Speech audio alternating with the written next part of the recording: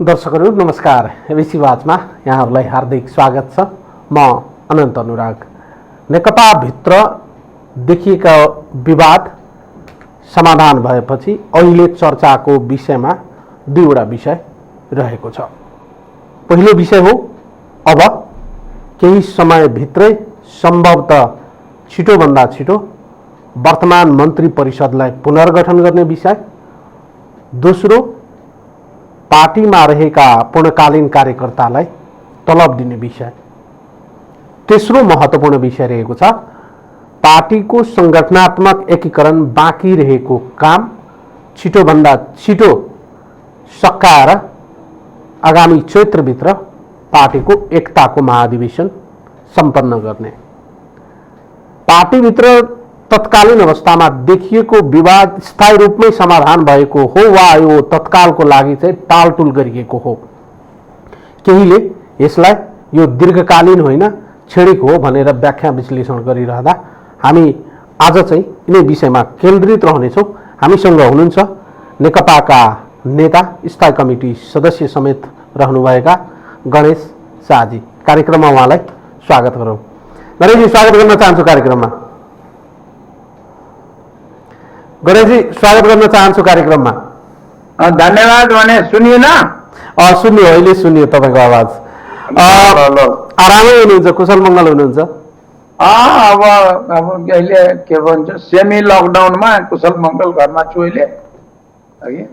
नेताहरूलाई खास गरिकन स्थायी कमिटी सदस्यहरूलाई अलिकति दौडधुप बढी नै भएको जस्तो देखिएको छ पछिल्लो समय। पछिल्लो पटक पेरिस डाँडामा बसेको स्थायी कमिटीको बैठकले तपाईहरू चाहिँ के विषयमा बढी केन्द्रित हुनुभयो?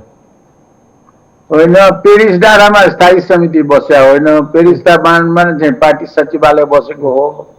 त्यसमा हामी छैनौँ हो कि हामी स्थायी समितिको बैठक त अस्ति नै बालुवाटारमा एक दिन बसेको थियो। एक दिनमा चाहिँ त्यो बैठक सम्पन्न भयो। ओके, मेरो प्रश्न अर्को के हो भने पार्टीभित्र देखिएको विवाद चाहिँ अहिले तत्कालको लागि मात्रै सारिएको हो कि यो दीर्घकालीन रूपमै चाहिँ समाधान भएको हो?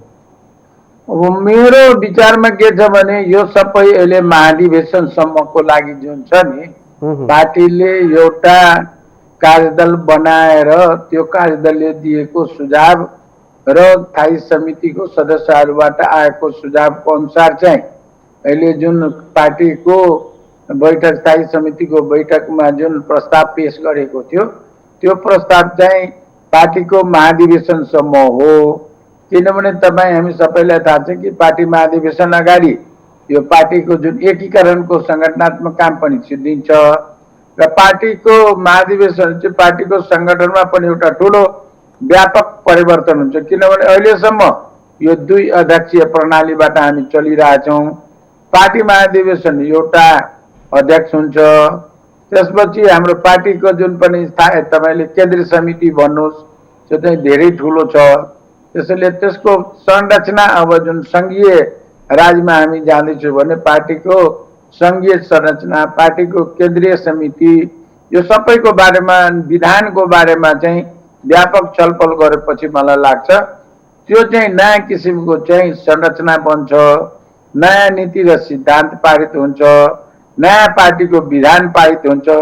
त्यसैले मलाई सोध्नु पर्यो भने अब दीर्घकालीन कति समयको लागि भन्ने हो भने अहिलेसम्मको जुन प्रस्ताव पारित भएको छ त्यो चाहिँ यो पार्टीको महाधिवेशन जुन कि हामीले चैत्रको कति भनेका छौँ सम्मको लागि यो चाहिँ अहिलेसम्म टुङ्गिएको छ। किनभने जुन मूलभूत विवादहरू थियो या भनौँ त्यो असमझदारीहरू थियो या जसमा चाहिँ एकरूपता सोचाइमा थिएन, ती समस्याहरूको बारेमा चाहिँ पार्टीको प्रस्तावले चाहिँ विस्तृतीकरण गरिसकेको हुनाले मलाई के लाग्छ भने र यही बिचमा चाहिँ तपाईँलाई थाहा छ कि कार्तिक 16 र 17मा चाहिँ पार्टीको केन्द्रीय समिति पनि बोलाइएको छ।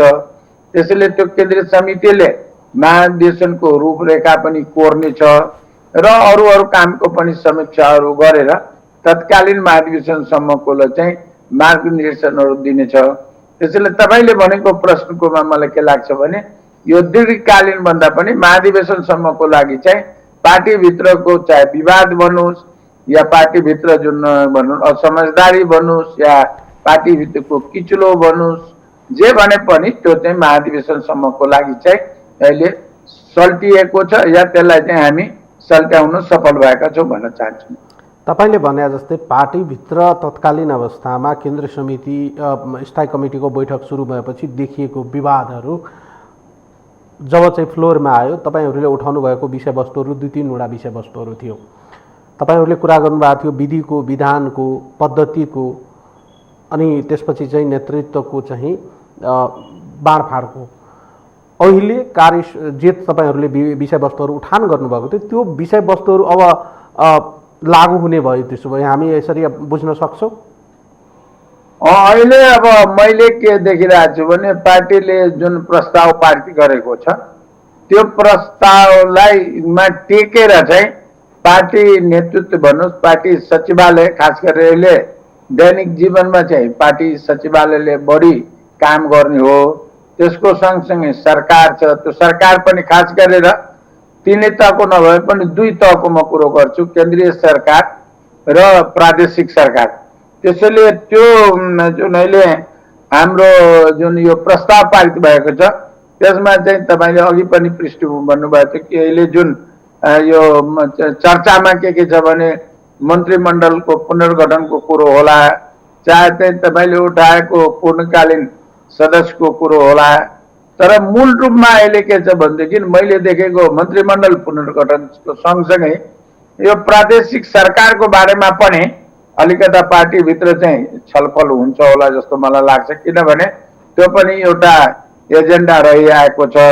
र त्यसको सँगसँगै अहिले चाहिँ जुन कि पार्टीको स्थायी समितिको जुन एजेन्डाहरू थियो कार्यसूचीहरूमा, खास गरेर कोभिडले जुन उत्पन्न गरेको आर्थिक, सामाजिक र अरू समस्याहरूको बारेमा चाहिँ हामी कसरी अगाडि बढ्ने बारेमा पनि अहिले पार्टी नेतृत्वले चाहिँ गम्भीरतापूर्वक छलफल गर्नु परेछ। त्यसको सँगसँगै तपाईँहरूले थाहा होला कि यो जुन शान्ति प्रक्रियाको पनि बाँकी कामहरूको बारेमा पनि टुङ्गो लगाउने छ। त्यसैगरी पार्टीभित्र चाहिँ यो विभिन्न प्रतिष्ठानहरूलाई सञ्चालन गर्ने बारेमा पनि त्यसको चाहिँ केही चाहिँ हाम्रो त्यसको चाहिँ मापदण्ड बनाएर अगाडि बढ्ने छ, एमसिसीको कुरोहरू छ। त्यसैले अहिले चाहिँ पार्टी नेतृत्वको माथि काँधमा चाहिँ जिम्मेवारी चाहिँ धेरै ठुलो छ र त्यो सबै यसको यो त मैले भने पार्टीको एजेन्डा, त्यो सँगसँगै पार्टीको जुन एकीकरणको प्रक्रिया छ, जुन पार्टीको विभिन्न विभागहरूको गठन छ, केही प्रदेश कमिटीहरूमा चाहिँ अहिलेसम्म केही झमेलाहरू भनौँ मेरो भाषामा, किनभने यो अहिलेसम्म पनि तपाईँले उठाएको प्रश्न एउटा अहम प्रश्न के उठिरहेको छ सधैँ कि 1 मैन 1 पोस्ट, एक व्यक्ति एक चाहिँ मुख्य पदको कुरो मात्र लिने र त्यो बारेमा पनि पार्टीभित्र चाहिँ केही ठाउँमा त्यस्तो नभएको। त्यसैले यो सम्पूर्ण कामहरू मैले भनिहालेँ नि, केही चाहिँ अब जस्तो एमसिसीको कुरो छ, धेरै जटिल विषयहरू छ, सीमाको विषय छ, हाम्रो अरू वैदेशिक सम्बन्धहरू छ। त्यसैले पार्टी नेतृत्वको अगाडि जुन हामीले यो जुन यो स्थायी समितिबाट पारित गरेको प्रस्तावलाई चाहिँ अब त्यसलाई चाहिँ के भन्छ कार्यान्वयन गर्नु चाहिँ पार्टी नेतृत्वको लागि चाहिँ ठुलो जिम्मेवारी छ। र त्यसको सँगसँगै अर्को के छ भनेदेखि अघि जुन भनिहालेँ नि कि सरकारको कामको पनि आगामी दिनमा कसरी चाहिँ बढी व्यवस्थित, बढी चाहिँ अब जनप्रिय बनाउने, त्यसको लागि पार्टी र सरकारको बीचको सम्बन्ध आगामी दिनमा कसरी विकसित गर्ने बारे, त्यसैले पार्टी नेतृत्वको अगाडि चाहिँ धेरै ठुलो जिम्मेवारी छ भन्ने मलाई लाग्छ। तपाईँले बताउनु भयो, तपाईँले बताए जस्तै यो जे जति पनि चाहिँ तपाईँहरूले सचिवालयबाट चाहिँ पारित गर्नुभएको छ यो हुबहु लागू हुने सम्भावना देख्नुहुन्छ? तपाईँ आफै पनि स्थायी कमिटी सदस्य हुनुहुन्छ, किनभने विगत फर्केर हेर्दा तपाईँको पार्टीभित्र विगतमा पनि नेताहरूको लागि आचार संहिता ल्याइएको थियो, त्यो आचार संहिता खासै लागू भएन। अहिले पनि फेरि आचार संहिता लगायतका विषयवस्तुहरू उठान गर्नुभएको छ, नेताहरूले जे पाए त्यही मिडियामा गएर बोल्न नपाइने, एकले अर्कालाई खुल्याउने चाहिँ टाइपको चाहिँ प्रतिक्रियाहरू नदिने, एकले अर्कालाई आरोप प्रत्यारोपहरू चाहिँ नगर्ने पब्लिक प्लेसमा भनेको थियो। तर यी क्रमहरू त रोकिएको देखिँदैन नि गणेशजी। यो के छ भने हेर्नुहोस्, यो कम्युनिस्ट पार्टी चाहिँ वास्तवमा भन्नुहुन्छ हामीहरू जतिखेर पार्टी जीवनमा लाग्ने कम्युनिस्ट पार्टीभित्र चाहिँ एउटा ठुलो अवधारणा के छ भने पार्टीभित्र लौ अनुशासनको कुरो उहिले हुन्थ्यो। तर अहिले लौ अनुशासनको कुरो नगरे पनि हामी पार्टीभित्र चाहिँ सामान्य अनुशासनमा हामी चाहिँ नेतृत्व मात्र होइन कि कार्यकर्ताहरू पनि बस्ने चाहिँ हाम्रो चाहिँ कम्युनिस्ट पार्टीको सदस्यको हैसियतले हाम्रो चाहिँ नैतिक जिम्मेवारी छ। जहाँसम्म कम्युनिस्ट पार्टीभित्र यो आलोचना आत्मालोचना सधैँ चलिआएको र हामीले त्यसलाई के भन्छौँ, यो आलोचना र आत्मालोचनाहरू स्वस्थ रूपमा हुनुपर्छ। यो आरोप प्रत्यारोप तल्लो स्तरको होइन कि आम रूपमा। र अहिलेको युग हेर्नुहोस् यो कस्तो छ भने हामी एउटा कुरा के भन्न चाहन्छु, जस्तै तपाईँसँग अहिले म कुरो गरिरहेको छु नि, यदि 10 वर्ष अगाडि या 5 वर्ष अगाडि स्टुडियोमा आउन बिदा हामी गर्न सक्दैनौँ। अहिले जुन किसिमको विज्ञान प्रविधि र नवप्रवर्धनले जुन विकसित गरेको यो भन्नु खास गरेर प्रविधि क्रान्ति जुन भएको छ, जसलाई कि हामीले कहिलेकाहीँ यो औद्योगिक क्रान्तिको चौथो चरण भनौँ, जसमा कि अहिले तपाईँले भनेको कुरो यो सामाजिक सञ्जालहरूको कुरो आइरहेछ। यस्तो बेलामा के छ भने पार्टीको आन्तरिक लोकतन्त्रलाई र यो सामाजिक सञ्जालमा आएको अभिव्यक्तिहरूलाई चाहिँ समायोजन कसरी गर्ने चाहिँ अहिले पार्टी नेतृत्वको लागि, पार्टीको कार्यकर्ताहरूको लागि यो ठुलो एउटा चुनौतीको रूपमा मैले देखिरहेको छु। किनभने एक तर्फबाट हामी जनताको दुःख पीरमार्का पनि नेतृत्वलाई सोझै भन्न नसके पनि हामीले सामाजिक सञ्जालमा राख्ने कि नराख्ने, ध्यान आकर्षण गराउने कि नगराउने, सामाजिक सञ्जाल मात्र होइन कि आम सञ्चार माध्यममा पनि हामी त्यो कुरो भन्ने कि नभने। त्यसैले अहिले के छ भने हाम्रो अगाडि भन्नुहुन्छ भने एउटा ठुलो यो मैले कहिलेकाहीँ भन्छु कि यो धर्म सङ्कट पनि छ। एक तर्फबाट जनताको कुरो नबोलौँ भनेपछि हिजो चाहिँ हामी जुलुसहरू बढी गर्थ्यौँ, या कहिले टायर बाल्ने कुरा गर्थ्यौँ, या कहिले घेराउको कुरो गर्थ्यौँ भने अब चाहिँ हामीले कुन बाटो लिने, जनताका समस्याहरू उठाउने एक तर्फबाट छ।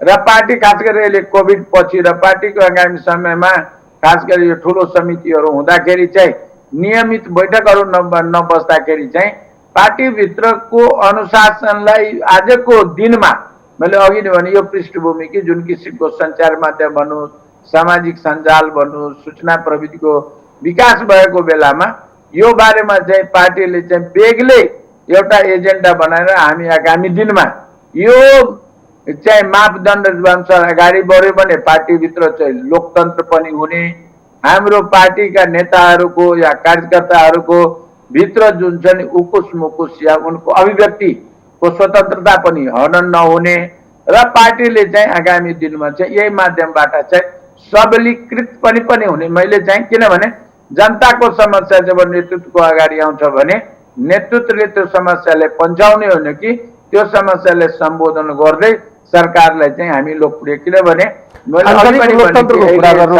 कामहरू जुन गरेर यो कोभिड पश्चात यिनीहरूबाट अझै पनि आम जनतामा त्यत्रो सन्तुष्टि नहुँदाखेरि सरकारले चाहिँ एक तर्फबाट हामीले गरेछौँ भने फेरि सुनाइरहन्छौँ, अर्को तर्फबाट भनौँ न हामी चाहे त्यो जसले गरे पनि सामाजिक सञ्जालमा हामीले चाहे टुडी खेलमा जनताको दुरवस्था हेरौँ, यहाँ भारतमा मान्छेले रोजगारीको त्यत्रो सङ्कट बढ्दाखेरि होस्, चाहे विदेशमा भएको नेपाली श्रमिकहरूको होस्, चाहे आम किसानहरूको होस्। त्यसैले अब यो बेलामा चाहिँ आम कार्यकर्ताहरू चुप लागेर बस्ने कि पार्टीको अनुशासनको नाउँमा कि जनताको समस्याहरू, जनताका पीरमार्काहरू चाहिँ हाम्रो चाहिँ नेतृत्वलाई, सरकारलाई, पार्टीका अरू साथीहरूलाई त्यसको जानकारी दिने। त्यसैले मलाई के लाग्छ भने यो बारेमा सर्वप्रथम हामी कम्युनिस्ट पार्टीको नेता भएर के हुन्छ भने हामी जनतामाथि भएको अन्याय पीडा, उनको जुन समस्याहरू छ त्यसलाई चाहिँ सरकार समक्ष, पार्टी समक्ष ल्याउने चाहिँ हाम्रो मूल जिम्मेवारी हो जस्तो हो। त त्यही त एकदमै आन्तरिक लोकतन्त्रको कुरा गर्नुभयो गणेशजी। पार्टीभित्र विधि विधान, अनुशासन अनि आचार संहिता सबैको लागि बराबर हो कि नेतृत्वले चाहिँ जे गर्दा पनि हुने, तर त्यही विषयवस्तुहरू चाहिँ तल्लो कार्यकर्ताहरूलाई चाहिँ लागू हुने, नेतृत्वले जे गर्दा पनि केही पनि नहुने, तर तल्लो कार्यकर्ताले केही भयो भने अनुशासनको डन्डा चलाइदिने, आचार संहिताको डन्डा चलाइदिने, कारबाही गरिदिने, यो त तपाईँले भने जस्तै अहिले पछिल्लो समय देखिएको छैन। होइन यो के हुन्छ भने तपाईँले अघि नै भन्नुभयो कि अब यो मैले के भन्छु भने अहिलेको युगमा चाहिँ अब हामी चाहिँ कम्युनिस्ट पार्टी चाहिँ जतिखेर अब भनौँ सोभियत सङ्घमा निर्माण भयो होला या नेपालको पञ्चायती व्यवस्थाको बेला होला या माओवादीहरूले जनयुद्ध गरेको बेलाको जस्तो अनुशासन अहिले खोजेर त पाइँदैन। अहिलेको मैले जुन अघि पनि भने पृष्ठभूमि अहिलेको पुस्ता अहिलेको समय जसलाई कि हामीले कम्युनिस्टहरूले जहिले पनि के भन्छ भने त्यो ठोस परिस्थितिको ठोस विश्लेषण अहिलेको परिस्थिति अहिले जुन किसिमको विकसित भएको छ त्यो परिस्थिति अनुसार पहिले त के हो भने हामी सबैले चाहिँ विधि विधानहरूको पालना गर्नु हाम्रो चाहिँ जिम्मेवारी हो। तर अनुशासनको नाउँमा चाहिँ फेरि आन्तरिक लोकतन्त्रलाई पनि कसरी विकसित गर्ने पनि हामीले गम्भीरतापूर्वक सोचेर त्यसको किनभने पार्टीभित्र आन्तरिक लोकतन्त्र विकसित भएन भने देशको पनि लोकतन्त्र चाहिँ मजबुती हुँदैन। खास गरेर कुनै पनि पार्टी जुन कि शासक पार्टी अझै जुन छ जसको झन्डै 2/3 बहुमत छ त्यो भित्रको आन्तरिक लोकतन्त्र कमजोर भयो भने हाम्रो चाहिँ समग्र लोकतन्त्र चाहिँ दिन प्रतिदिन कमजोर हुन सक्छ। त्यसैले यो तपाईँले भनेको कुरो के हो भने जुन यो आचार संहिताको नाउँमा या अरू विषयमा पनि जुन छ नि यो ठुलोलाई यो एउटा कुरो त के छ भने हामी सबैको चाहिँ आफ्नो हैसियत छ आफ्नो जिम्मेवारी छ र हामी सबैले आफ्नो चाहिँ जिम्मेवारी बोधका साथ अगाडि बढ्यौँ। त्यो जिम्मेवारी बोध देखिँदैन गणेशजी। तपाईँले भने जस्तै पार्टीभित्र तपाईँहरू कम्युनिस्ट पार्टीभित्र जनकेन्द्रीयतालाई अलिकति बढी प्राथमिकतामा राख्नुहुन्छ। तपाईँहरू त्यसलाई चाहिँ बडा सहज तरिकाले तपाईँहरू त्यसलाई चाहिँ अनुसरण गर्नुहुन्छ। कम्युनिस्ट पार्टीभित्र नेतृत्व राजा र कार्यकर्ता पङ्क्ति रैती होइन भने पार्टीभित्र उठाइएका विषयवस्तुहरू ती सम्बोधन गर्नुको सट्टा कुनै पनि किचलोहरू कुनै पनि विवादहरू दुईटा नेतृत्व बीच चाहिँ सहमति भएपछि अन्य कार्यकर्ता पङ्क्तिका अन्य चाहिँ दोस्रो तेस्रो तहका नेताहरूको कुराहरूलाई त खासै महत्त्व दिएको देखिँदैन नि।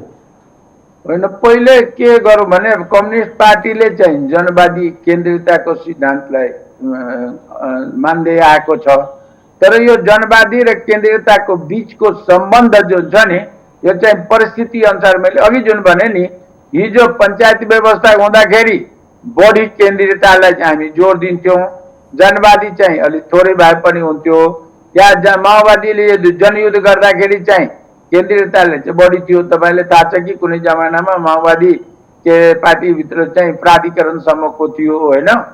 तर अहिले जुन समयमा जुन छ नि यदि पार्टीभित्रको आम कार्यकर्ताहरूको भावनाहरूलाई चाहिँ हामीले सम्बोधन या उनको समस्यालाई जनताको समस्यालाई सम्बोधन गरेन भने हाम्रो प्रति पार्टी प्रति आम कार्यकर्ताको र आम जनताको पनि पार्टी प्रतिको आस्था विश्वासमा चाहिँ स्खलन आउन सक्छ र त्यसले चाहिँ कम्युनिस्ट आन्दोलन र नेपालको वाम आन्दोलन बलियो हुनुको सट्टाका चाहिँ हामी संख्यात्मक रूपमा या भनौँ न हामी रूपमा चाहिँ हामी ठुलो देखाउँला हो कि।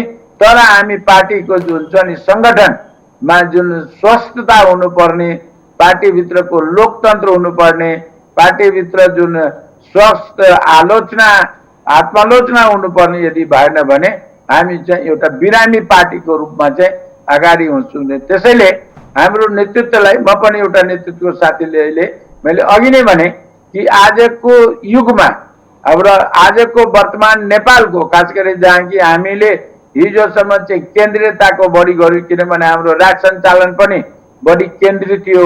अब चाहिँ हामी राज सञ्चालन पनि सङ्घीयतिर लाँदैछौँ। त्यसैले पार्टीभित्र पनि अब हामीले चाहिँ आगामी दिनमा यो सबै कुरोलाई चाहिँ मैले अघि भने महाधिवेशन जानुभन्दा अगाडि अझै तपाईँले हिजो छाडि अस्ति पढ्नु भएको भए सुरेन्द्र पाण्डेजीले जसरी यो आइसिटीको रिभोल्युसन पछि चाहिँ कसरी चाहिँ डाटा क्यापिटलिजमको कुरो हुन्छ कसरी नवउदारवाद हुन्छ कसरी हामी कहिले बिचौलियाहरूको राज बढ्दै गयो। त्यसैले यो समग्र आर्थिक सामाजिक प्राविधिक यो र सांस्कृतिक यो सबै कुरोहरूको बारेमा पार्टीले अहिलेदेखि नै स्वस्थ छलफल र विमर्श र खुला रूपमा चाहिँ अभिव्यक्ति गर्ने दिएन भने हामी चाहिँ फेरि लकीरका फकीर जस्तो हुन्छ जसले कि अहिलेको वर्तमान नेपालको समस्यालाई चाहिँ समुचित किसिमको चाहिँ सम्बोधन गर्न सक्दैन र यदि हामीले देशको समस्यालाई सम्बोधन गर्न सकेनौँ भने आम जनताले चाहिँ पार्टीप्रतिको चाहिँ आस्था विश्वास समर्थन सहयोग गर्दै जानेछ।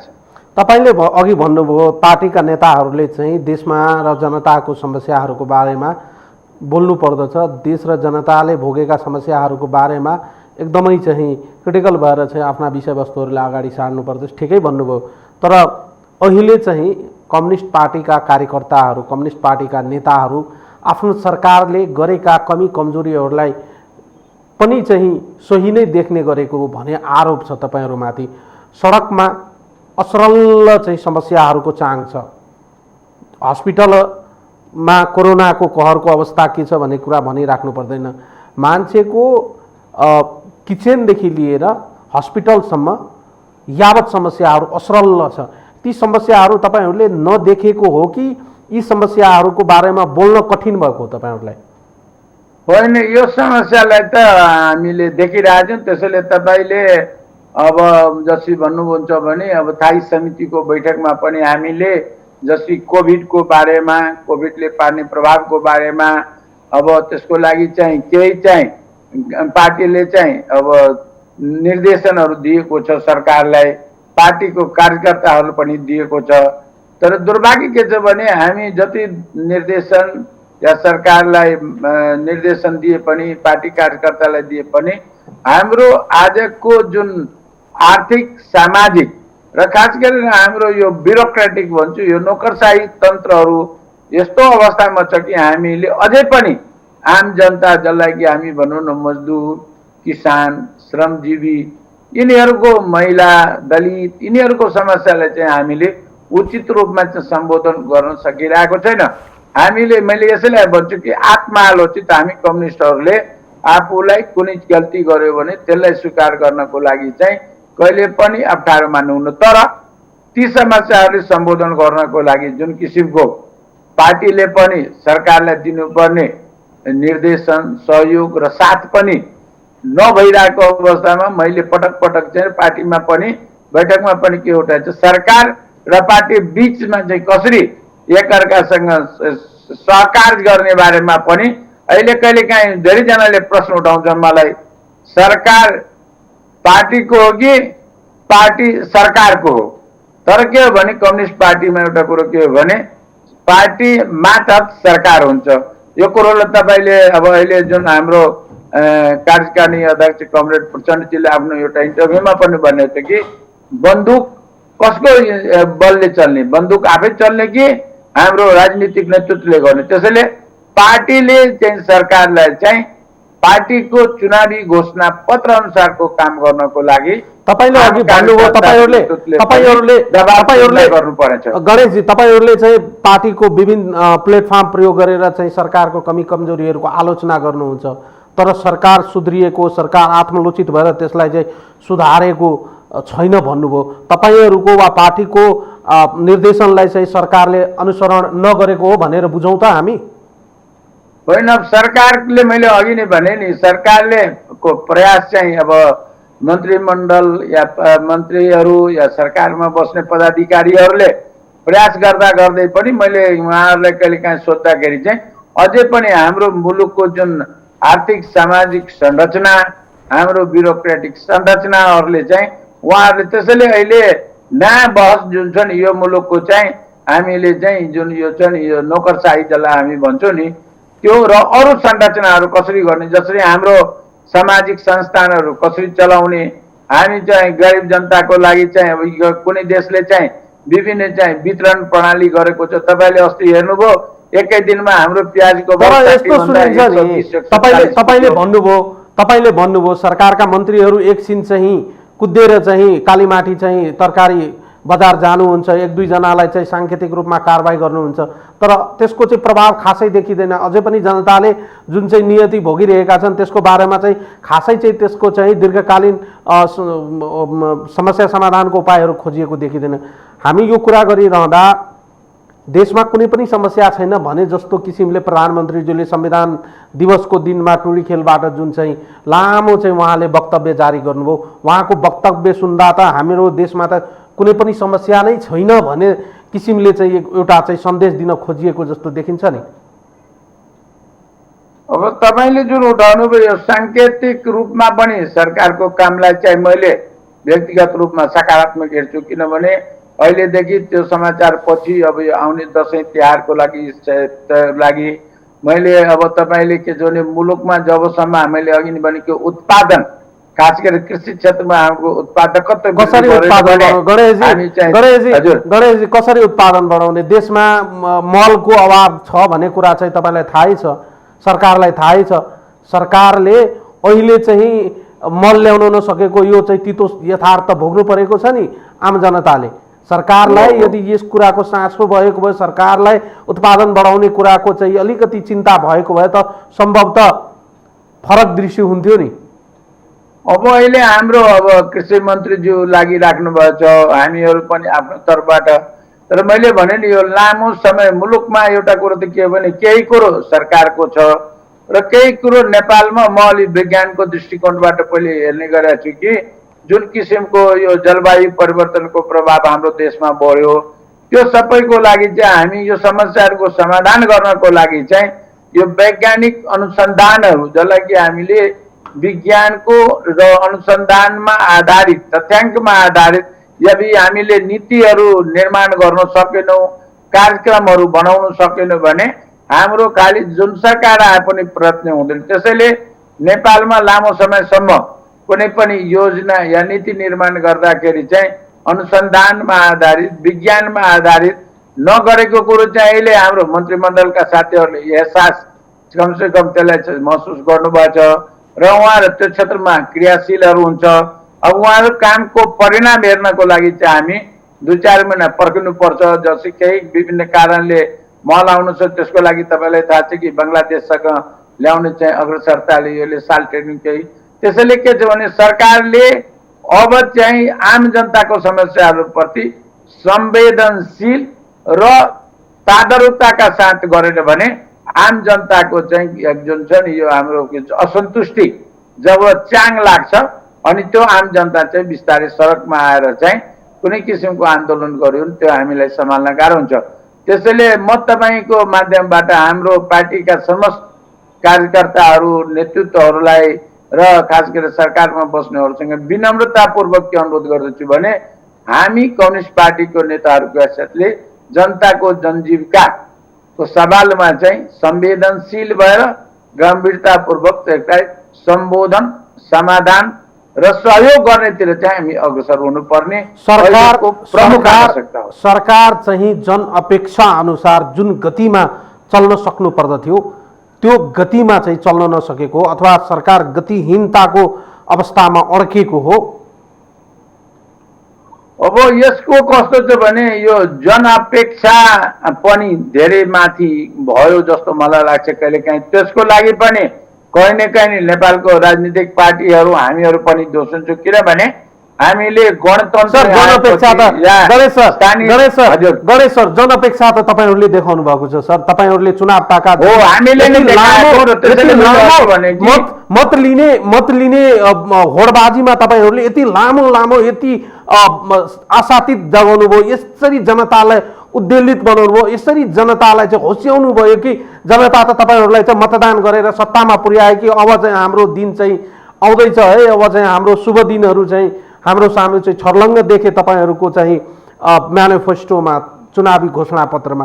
के जनताले चाहिँ गल्ती गरेको हो तपाईहरुको म्यानिफेस्टो पढेर तपाईहरुले मतदान गर्नु, तपाईहरुमाथि विश्वास गर्नु, अहिले आएर तपाईहरुले चाहिँ जनअपेक्षा बढी भयो भनिराख्नु? सर तपाईहरुले नै जनतालाई चाहिँ जनअपेक्षा देखाउनु भएको हो। हामीले त तपाईले विश्वास गरिदिएको, आम जनताले त तपाईहरुको चुनावी घोषणा पत्रलाई विश्वास मात्रै गरिदिएको हो हामीले, हैन र भने?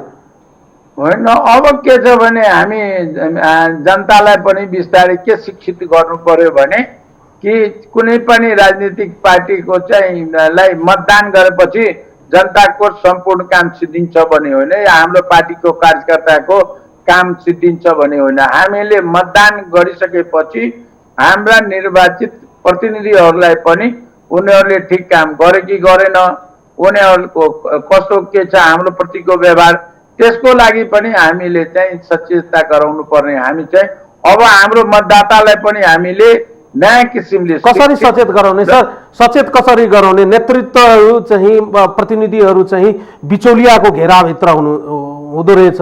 त्यो बिचौलियाको घेरा तोड्न त आम जनतासँग त्यति बल र त्यति चाहिँ तागत त हुँदैन त सर। होइन, आम जनतालाई त हेर्नुहोस् यति शक्तिशाली र बलियो हुन्छ कि कमसेकम सबै चाहिँ आम जनता चाहिँ त्यसको लागि आन्दोलित हुनुपर्ने भन्ने विषय पनि उपयुक्त होइन। तपाईँहरूले नै भन्नुहुन्छ फेरि अब आम जनताले कुनै आन्दोलन गर्नु पर्दैन, आम जनताले कुनै चाहिँ क्रान्ति गर्नु पर्दैन, आम जनताले जे गर्नु पर्छ त्यो गरिसके, अब हामी यो देशको चाहिँ भविष्यलाई चाहिँ एकदमै चाहिँ सुनिश्चित गर्छौँ। अब हाम्रो यो देशको जनताले चाहिँ भोकै मर्नु पर्दैन, यो देशको जनताले स्वास्थ्य उपचार चाहिँ नपाइकन मर्नु पर्दैन भन्ने कुराहरू तपाईँहरूले हिजो भनिरहँदा आज चाहिँ नेतृत्वले गरेको गल्तीको फेरि भागेदारी चाहिँ आम जनताको थाप्लोमा त राख्न मिल्दैन होला सर। होइन होइन, यसमा मैले यसको प्रमुख जिम्मेवारी त शासन गर्ने पार्टीको सचेत नेकपाको माथि नै हुन्छ।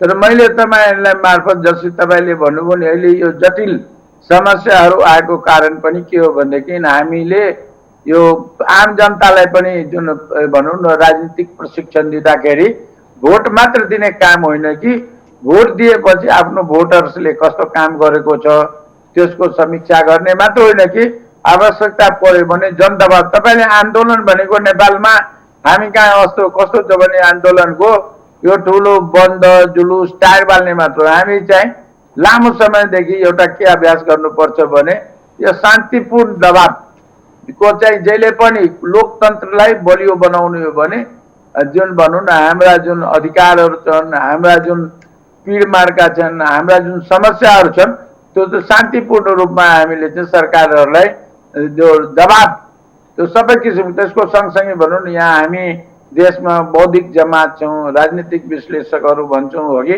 उहाँहरूले पनि चाहिँ सरकारलाई चाहिँ अनवरत रूपमा चाहिँ दबाब पनि दिने, सल्लाह पनि दिने, समस्या छ बौद्धिक जगत र आम कुनै पार्टीप्रति चाहिँ आस्था नराखेका चाहिँ स्वतः स्फूर्त जमातहरू जब चाहिँ सडकमा उत्रिन्छन् त्यसपछि आरोप लगाइन्छ यो प्रत्यायोजित हो, यसको पछाडि चाहिँ कुनै समूहको हात छ, कसैले चाहिँ यसलाई चाहिँ इन्भेस्ट गरेको छ, यो प्रत्यायोजित चाहिँ समूह हो भनेर चाहिँ परिचालित समूह हो भनेर आरोप खेप्नुपर्छ कि सडकको आवाजलाई जेन्युन आवाजलाई सुन्न सक्ने सम्मको चाहिँ धैर्यता पनि हाम्रो नेतृत्वमा त छैन सर।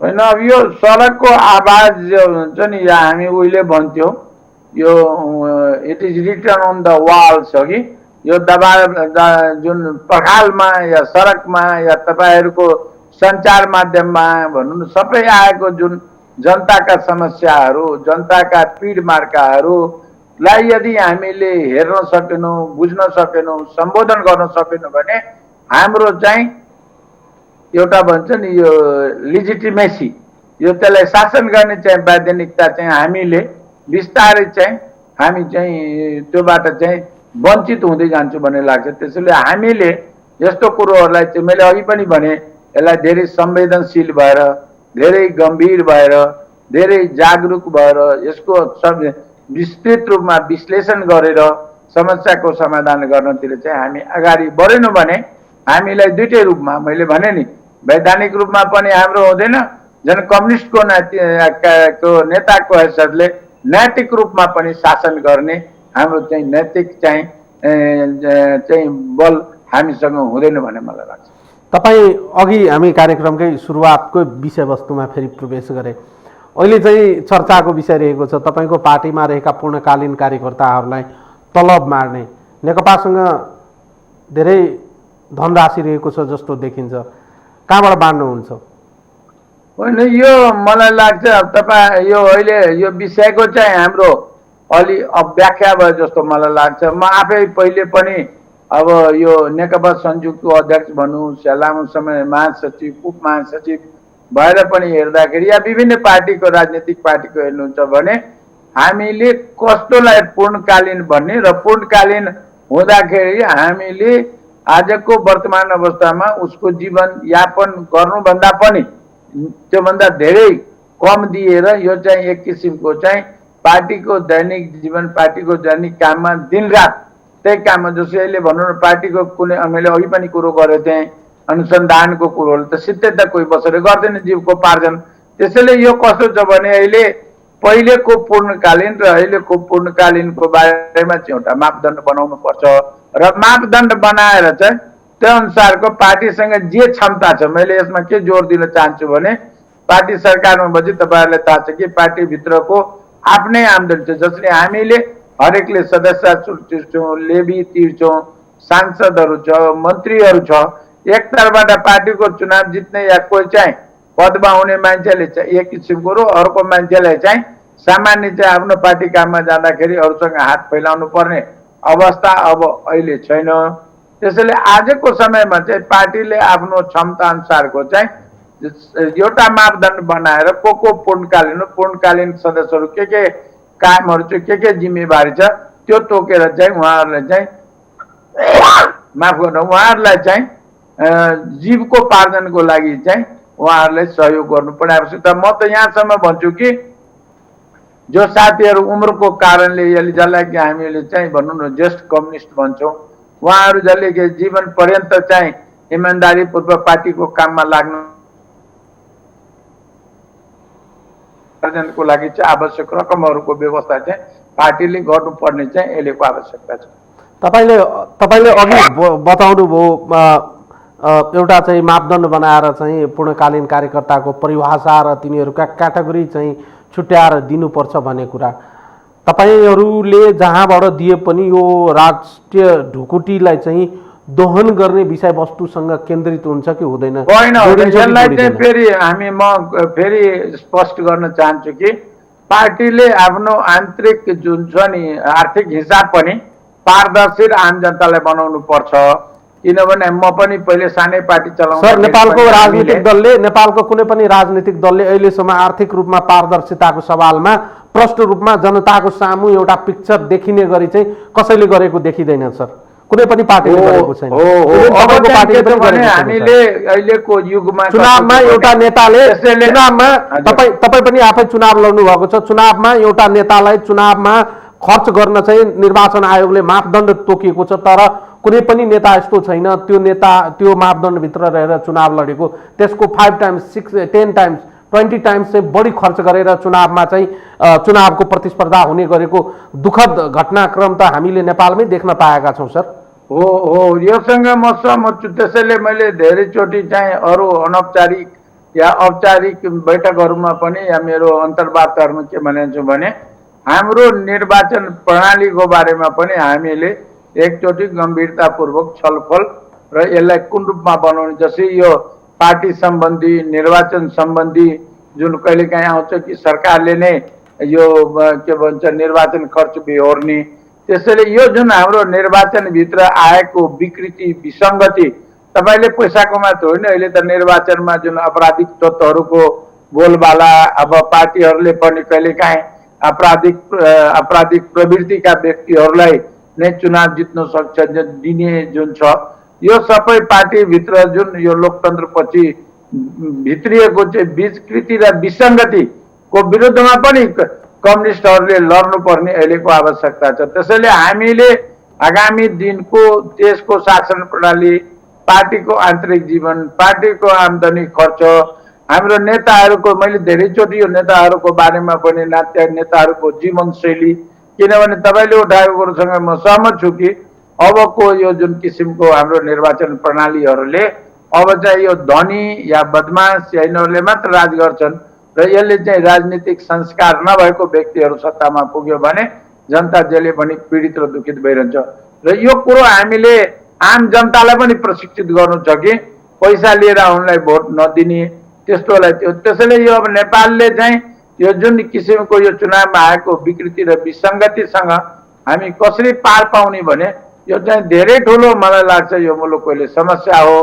अब अहिले तपाईँसँग यो बारेमा चाहिँ पूर्णकालीनको बारेमा मैले भनिहाल्ने के छ भने यो चाहिँ पूर्णकालीन नभए पनि ज्येष्ठको केही पूर्णकालीनहरूको बारेमा चाहिँ पार्टीले मापदण्ड बनाएर आफूसँग भएको स्रोत र साधन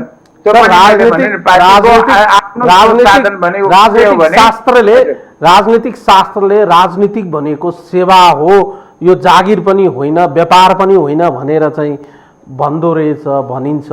तर अब त यो जागिरको शैलीमा पार्टीको कार्यकर्ता भर्ना गर्ने पूर्ण कार्यालयलाई स्यालेरी दिने कुरा आएको छ। अब राजनीति गर्ने मान्छेहरूले यदि आफ्नो घाँस बाँस कपासको चाहिँ वैकल्पिक व्यवस्था गर्न सकेन भने किन राजनीति गर्नु?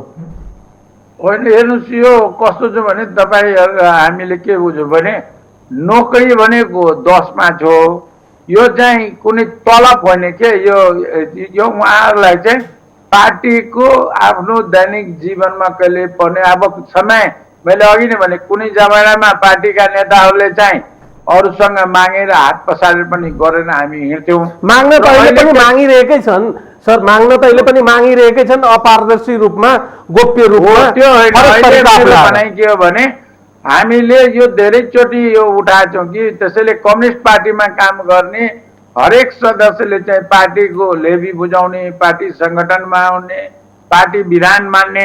त्यसैले अहिले चाहिँ मेरो लागि के यसमा तपाईँकोमा के भन्न चाहन्छु भने पार्टीको जति आम्दानी छ, जस्तै भनौँ न हाम्रो, मैले अघि नै भने अहिले हाम्रो हरेक सदस्य छ 8 लाख हाम्रो सदस्य हुने, त्यो सदस्यको लेबी उठ्छ। त्यसैले त्यसलाई चाहिँ कसरी वितरण गर्ने, जसरी केहीमा के छ भने अहिले कसैले चाहिँ 400 सदस्यले छ, यो के छ भने कुन मान्छे कुन स्तरमा काम गर्छ, केन्द्रीय स्तरको हुन्छ, प्रदेश स्तरको हुन्छ, स्थानीय स्तरको हुन्छ, तिनीहरूको आवश्यकता छ। यसलाई मैले कहिलेकाहीँ के भन्छु भने यसलाई न यो तलब हो न यो के भन्छ नोकरी हो, तर यो के हो भने एउटा हामीले कहिलेकाहीँ मधेसतिर भने चलन यो पकेट मनी हो। उहाँलाई पर्दाखेरि आवश्यक बाटो घाटो अरू खर्चको लागि अपरझटहरूको दिने चाहिँ एउटा सहुलियत हो भनौँ न, मेरो भाषामा भन्नु पर्यो भने उसलाई चाहिँ सहयोग, जसले गर्दाखेरि अलिक बढी नैतिकमान भरेर चाहिँ उहाँहरू हिँड्न सकोसको लागि पनि त्यसो यो त्यसलाई त्यो दृष्टिकोणबाट हामी हेरौँ भने मेरो विनम्र अनुरोध छ। खैर यो बहस त अझै पनि लम्बिँदै जाला।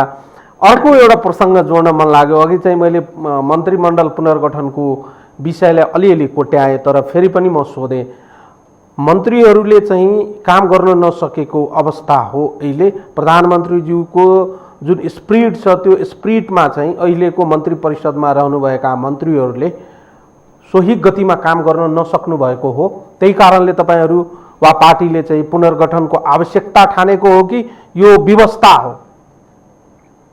पहिले त यसलाई के रूपमा हेर्यो भने कि अब केही मन्त्रीहरू त सरकार जुन छ नि, जसपा पहिले सरकारमा सामेल थियो त्यसको ठाउँ खाली भयो। अब युवराज खतिवड़ाजीको चाहिँ अब उहाँको पनि प्राविधिक कारणहरू भयो। केही प्रधानमन्त्रीज्यूलाई चाहिँ उहाँको भनौँ न यो स्पिरिट भनौँ न या गतिमा काम गर्यो। त्यसैले यो सबैलाई मैले के रूपमा हेर्छु भने यो मन्त्रीमण्डल बिचबिचमा सानोतिनो पुनर्गठन नेपाल जस्तो मुलुकमा अहिले धेरै यसलाई चाहिँ विवाद भन्दा पनि पार्टीको सचिवालय र पार्टी नेतृत्वले चाहिँ एउटा सामान्य मापदण्ड बनाएर पार्टीको अध्यक्ष र प्रधानमन्त्रीज्यूले मन्त्रीमण्डल हेरफेर गर्न चाहिँ सामान्य रूपमा कसरी लिने सर? कार्यकर्ताहरूले तपाईँ 2.5 वर्ष चाहिँ मन्त्री हुनुहोस्, अब मलाई पनि मौका दिनुहोस् भन्ने शैली त ठिकै होइन नि। हामी त स्थायी गभर्मेन्टको कुरा गरिरहेको थियौँ नि त चुनाव ताका। हामीले स्थायी गभर्मेन्ट त 5 वर्षको लागि हो, ठिक छ। एउटा कुरा चाहिँ मान्न सकिन्छ, काम गर्न सकेनन् भने त्यसलाई परिवर्तन गर्नुपर्ने होला, तर चाहिँ यो सामान्य प्रक्रियाको रूपमा त बुझ्न सकिँदैन। यदि कोही मन्त्रीले काम गर्न सक्नु भएको छैन भने प्रधानमन्त्रीज्यूले चाहिँ प्रधानमन्त्री पद्धतिमा चाहिँ स्याक गरेर नयाँ व्यक्ति ल्याउन सक्नुहुन्छ। तर चाहिँ पार्टीको निर्देशनमा छानिएको व्यक्तिहरूलाई फेरि चाहिँ मन्त्री बनाउने कुरा त कतै न कतै गएर चाहिँ नेता व्यवस्थापनको विषयवस्तुसँग जोडिन्छ नि। होइन होइन, तपाईँले यो मैले अघि पनि भनेको थिएँ कि पार्टी सरकार चाहिँ यो कम्युनिस्ट पार्टीको हो, त्यसैले प्रधानमन्त्रीज्यूको त्यो अधिकारभित्र हो।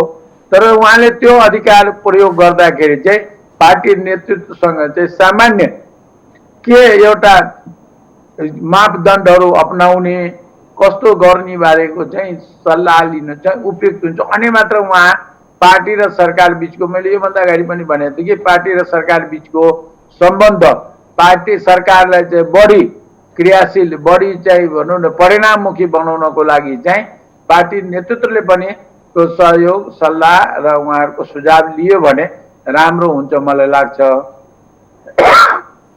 सरी। तपाईले अघि महाधिवेशनको प्रसङ्ग कोट्याउनु भएको थियो। चैत्रमा महाधिवेशन चाहिँ तपाईहरूको चाहिँ पछिल्लो चाहिँ स्थायी कमिटीबाट चाहिँ गर्ने एउटा चाहिँ निष्कर्ष निकाल्नु भएको छ, तर पार्टीभित्र पार्टी एकताकै काम टुङ्ग्याउन सकिएको अवस्था छैन। अझै पनि थुप्रै विषयवस्तुहरूलाई सेटल डाउन गर्नुपर्ने छ। त्यसपछि चाहिँ जिल्ला अधिवेशन गर्नुपर्ने होला, क्षेत्रीय अधिवेशन गर्नुपर्ने होला, प्रदेशको अधिवेशन गर्नुपर्ने होला, लगायतका कामहरू थुप्रै बाँकी रहेको छ। तपाईहरूले के अरे कार्तिकमा केन्द्रीय समितिको बैठक पनि बोलाउने निर्णय गर्नुभएको छ।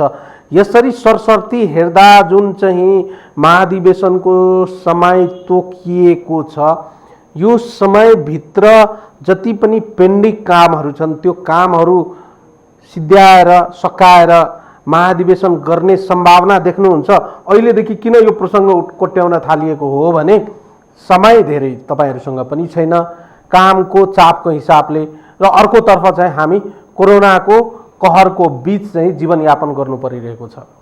अब यसलाई मैले के भन्छु भने यो हाम्रो यो महाधिवेशन चाहिँ हामी विशेष परिस्थितिमा गर्दैछौँ र तपाईँले भने जस्तै चाहिँ अब हामीसँग समय चाहिँ कम छ, तर हामीलाई पार्टीको महाधिवेशन गर्नुपर्ने चाहिँ हाम्रो बाध्यता छ। त्यसैले अब चाहिँ नेतृत्वले पार्टीका सबै तहका मैले भन्छु, नेतृत्व भन्दाखेरि माथिले मात्र जिल्ला प्रदेश गाउँ वार्डसम्मको कुरो गर्छु कि नेतृत्वले चाहिँ अबको आगामी दिनमा चाहिँ अब अहिलेदेखि नै भनौँ न, अब हामीले पार्टी महाधिवेशनको स्वरूप प्रतिनिधिहरूको बारेमा दस्तावेजहरूको बारेमा यो छलफल भन्नुहुन्छ भने अब चाहिँ युद्ध स्तरमा चाहिँ पार्टीले चाहिँ यो कामलाई चाहिँ अगाडि बढाउनु पर्ने हाम्रो बाध्यता छ। यदि हामी त्यो गर्न सकेनौँ भने हामी अझै धेरै कुरो चाहिँ लुज गर्न सक्छौँ। त्यसैले मलाई के लाग्छ भने अहिले पार्टीको सबभन्दा प्रमुख काम मध्येको एउटा काम के हो भने धेरै कामहरू छन् मैले सरकारको छ पार्टीको। अब यो महाधिवेशनको लक्ष्यसम्म पुग्नको लागि पार्टीको एकीकरणको कामहरू छ, पार्टीको निर्वाचन पद्धति होला, पार्टीको महाधिवेशनको प्रतिनिधि होला, ठाउँको होला। अहिले तपाईँ हामीले जति अब यसलाई चाहिँ मैले के हो भने यो सबैलाई आजभोलि नयाँ प्रचलित शब्द आएको छ न्यू नर्मल, नयाँ सामान्यीकरण। अब त्यो न्यू नर्मलमा हामी कसरी जसरी तपाईँले हेर्नुहुन्छ नि हाम्रो कहिले सचिवालय कसरी हामी बस्छौँ, मन्त्रीमण्डल कसरी बस्छ, अरू कुरोहरू त्यो हिसाबले चाहिँ हामीले पार्टीको महाधिवेशनलाई चाहिँ हिजोको जस्तो चाहिँ आमसभा गर्ने कुरो आउँदैन।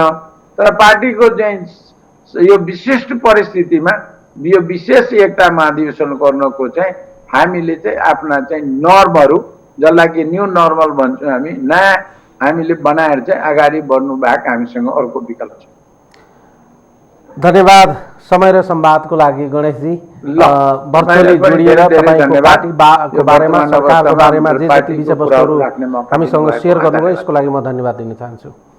दर्शकहरू, उहाँ हुनुहुन्थ्यो नेकपाका नेता स्थायी कमिटी सदस्य गणेश शाह। आजको लागि यो संवाद यति नै। सम्पूर्ण युनिटलाई मैले पनि बिदा दिनुहोस्। नमस्कार।